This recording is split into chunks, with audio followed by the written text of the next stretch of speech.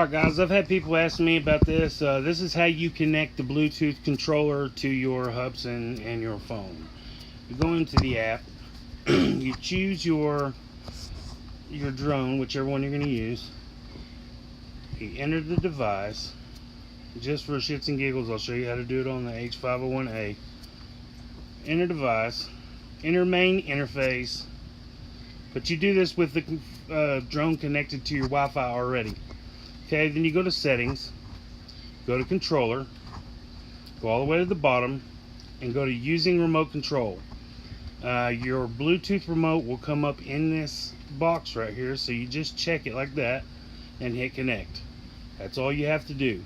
Connect to your Wi-Fi first on your drone, go into the app, make sure your Bluetooth controller is on, go to settings, controller, down to using my controller.